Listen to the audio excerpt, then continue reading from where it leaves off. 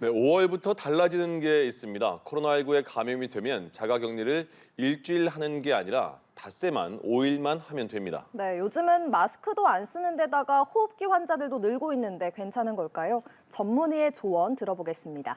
강남 성심병원에 나가 있는 뉴스캐스터 연결합니다. 박서희 캐스터.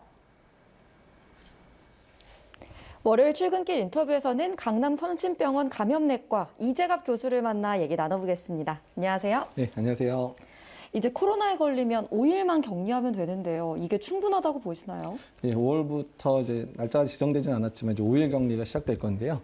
지역사회 내에 있는 많은 분들 같은 경우는 뭐 백신도 많이 맞으셨고 또 많이 감염도 됐기 때문에 이제 5일 정도 격리하더라도 크게 문제는 될 것 같지는 않습니다. 근데 다만 이제 고위험 시설에 해당되는 병원이라든지 뭐 요양원, 사회복지 시설 같은 경우는 이제 조금이라도 전파력이 있으면 이제 집단 내에서의 그런 집단 발생이 가능할 수 있기 때문에 그래서 이런 특수 시설 같은 경우는 7일 격리를 유지하는 게 좋겠다고 생각하고 있습니다.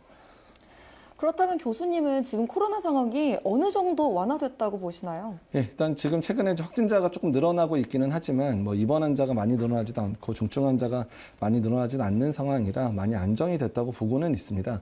근데 다만 이제 60세 이상의 고위험군이나 만성 질환자들 같은 경우는 지금도 코로나에 이제 걸리거나 또는 재감염 되더라도 병원에 입원하거나 또 중증으로 가는 경우들이 많기 때문에 이런 고위험군들에 대한 예방 조치는 계속 취해야 될 거라 생각하고 있습니다.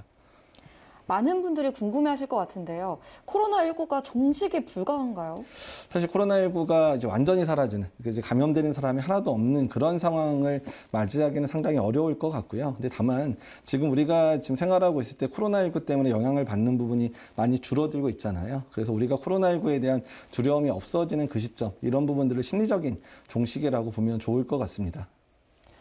요즘 또 호흡기 질환으로 고생하시는 분들이 참 많은데요. 네. 이 이유가 어떻게 되나요?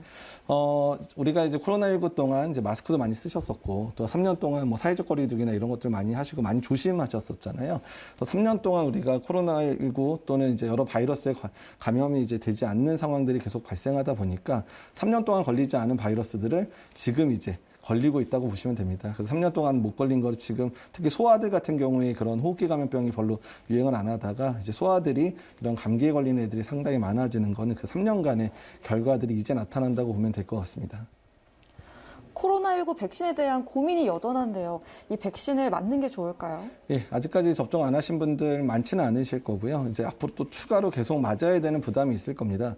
근데 우리가 지금 최근에 나온 여러 가지 논문을 보게 되면 코로나19의 치명률이 독감이 한 2배 정도 된다고 하고 있거든요.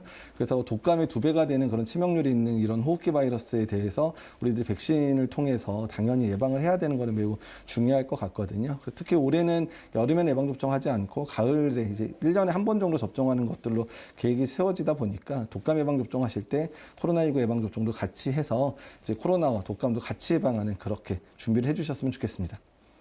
네, 오늘 좋은 말씀 고맙습니다. 감사합니다. 지금까지 출근길 인터뷰였습니다.